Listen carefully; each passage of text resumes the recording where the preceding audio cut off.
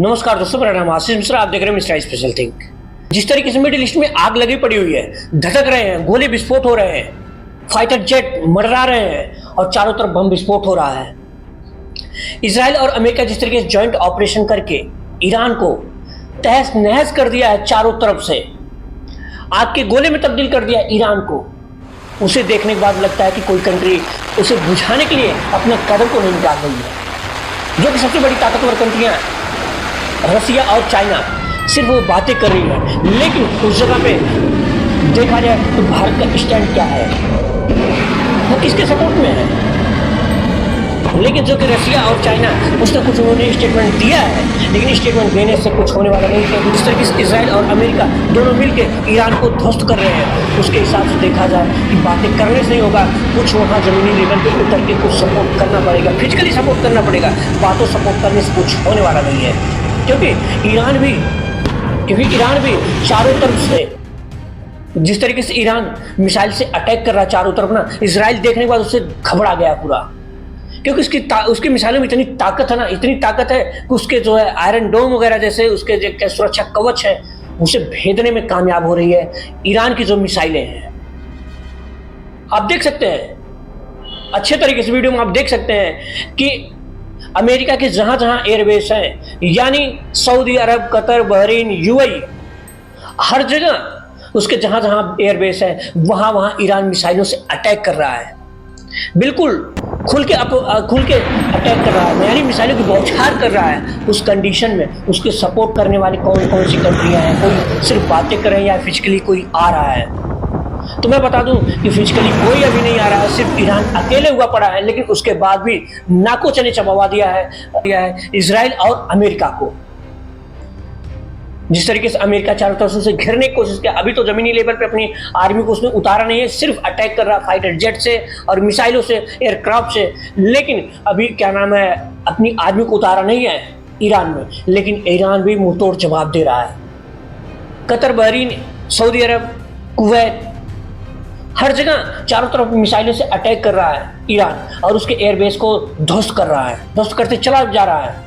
लेकिन उस बीच भारत न्यूट्रल हो रहा है, लेकिन भारत किसी की बातें नहीं कर रहा कि भारत तो हमेशा से शांति चाहता है। भारत कभी युद्ध के सपोर्ट में खड़ा नहीं होता, कभी भी युद्ध नहीं चाहता है, क्योंकि युद्ध चाहने से कुछ होने वाला नहीं, कुछ हासिल नहीं होने वाला है। जब भी किसी प्रकार का हासिल होने वाला है, वह टेबल पर बैठ के हासिल आदमी कर सकता है। किसी भी समस्याओं का समाधान टेबल पर बैठ के ही होती है। आप 4 साल 5 साल युद्ध में उलझे रहेंगे, उसके बाद भी कोई समाधान नहीं होगा। जिस तरीके से रसिया और यूक्रेन उलझे पड़े हैं, आज 5वां साल चल रहा है, लेकिन उसके बाद भी कोई समाधान नहीं निकल रहा है। इसलिए बुद्धिमानी ये है कि टेबल पे बैठ के बातें कर लो, थोड़ा सा अपना जो भी कंडीशन है अपनी आमने सामने बातों को रखने की कोशिश करिए। लेकिन युद्ध में आप जाएंगे तो युद्ध में आपके तेवर के साथ वहां की आम जनता, जो कुछ भी नहीं चाहती, जो सिर्फ जीना चाहती है, वो आम जनता बर्बाद हो जाएगी, जल के खाक हो जाएगी।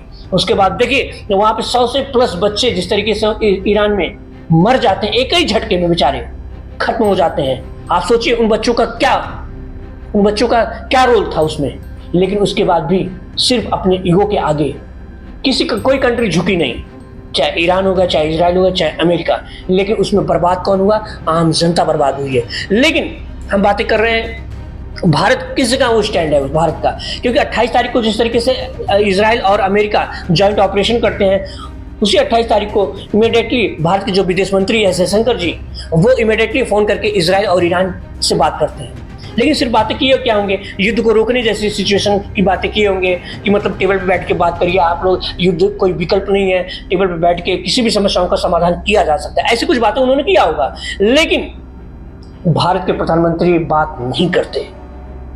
लेकिन जो आज 2 तारीख है, 2 मार्च है, जब रिटेलिएट करता है ईरान, यानी बहरीन, सऊदी अरब, दुबई यानी यूएई जैसी कंट्री के ऊपर जब अटैक करता है, कतर, दोहा, मतलब चारों तरफ जब अटैक करता है, तो उसके बाद भारत के प्रधानमंत्री श्री नरेंद्र मोदी जी फोन मिला के पर्सनली बात किससे करते हैं? सऊदी अरब से बात करते हैं, यूएई से बात करते हैं, यानी दुबई से बात करते हैं, उसके बहरीन से बात करते हैं। आप सोचिए कि इन 3 कंट्रियों के साथ भी ये बातें कर रहे हैं जब रिटेलिएट करता है ईरान, और उस पर प्रधानमंत्री जी कहते हैं कि ईरान जो अटैक किया है वो बड़ी निंदनीय है। आप सोचिए, वो रिटेलिएट बाद में किया है, उससे पहले ईरान के ऊपर इजराइल और अमेरिका खूब ताबड़तोड़ मिसाइलों का से अटैक किया, और जिसमें खामेनेई मारे जाते हैं। उनके जो सीनियर जो लीडर्स हैं, सीनियर जो अधिकारी हैं, वो सारे मारे जाते हैं। करीब 50 से प्लस जितने भी अधिकारी हैं वो सारे मारे जाते हैं। खामेनेई की जो वाइफ है वो भी चोटिल होती है, लेकिन वो बाद में खत्म हो जाती है। उस पर बात इन्होंने नहीं किया। इसका मतलब साफ पता चला है ये किसके फेवर में है, क्योंकि जिस तरीके से बहरीन पे अटैक किया ना ईरान, बहरीन, सऊदी अरब, दुबई, ये अटैक किया, उसमें कहते हैं कि ईरान जो अटैक किया वो बहुत निंदनीय है। लेकिन उसके पहले जिसने अटैक किया वो क्या था? प्रशंसनीय था? नहीं, वो भी निंदनीय ही था। तो आप समझ सकते हैं भारत का स्टैंड कहां। पहले क्योंकि भारत ये भी है, अगर देखा जाए तो भारत को सबको जरूरत है, भारत को सबको जरूरत है, और भारत को सभी लोगों की जरूरत है। यानी अमेरिका की भी जरूरत है भारत को, और अमेरिका की भी जरूरत है, इजराइल की भी जरूरत है, अमेरिका की भी जरूरत है, इजराइल की भी जरूरत है, सऊदी अरब की जरूरत है, यूएई की जरूरत है, और उसके बाद रसिया की भी जरूरत है, चाइना की भी जरूरत है। क्योंकि भारत अभी सक्षम नहीं है हर चीजों में।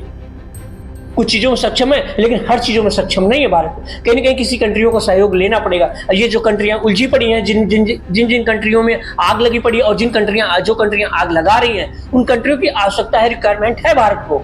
इसलिए भारत खुल के सपोर्ट नहीं कर सकता, क्योंकि जब बहुत बड़ी ताकतवर कंट्रियां जैसे चाइना, रसिया, ऐसी जो ताकतवर कंट्रियां जिनके अंदर क्षमता है कि वो एक मिनट के लिए अगर इनका ये दोनों कंट्रियां ईरान के सपोर्ट में फिजिकली स्टैंड होती हैं, तो जरूर एक बार इजराइल और अमेरिका सोचने के लिए मजबूर हो जाएगा कि हम यहाँ से पीछे हटे। लेकिन जब ऐसी कंट्रियां कुछ नहीं बोल रही हैं, कुछ जरा भर भी इन्वॉल्व नहीं हो रही हैं, सिर्फ शब्दों से इन्वॉल्व हो रही हैं, तो भारत एक मिनट के लिए जिस तरीके से भारत का जो स्टैंड है उसको हम कहेंगे कि सही स्टैंड है। आप न्यूटन देखिए, देश के जो प्रधानमंत्री हैं उन्हें ईरान से भी बात करनी चाहिए, क्योंकि कभी तेल आता है उनसे, करीब 50% का तेल का जो है हम ईरान से खरीदते हैं। आप सोचिए, आपको सहयोग की जरूरत पड़ेगी, इसलिए आपको बातें करनी चाहिए।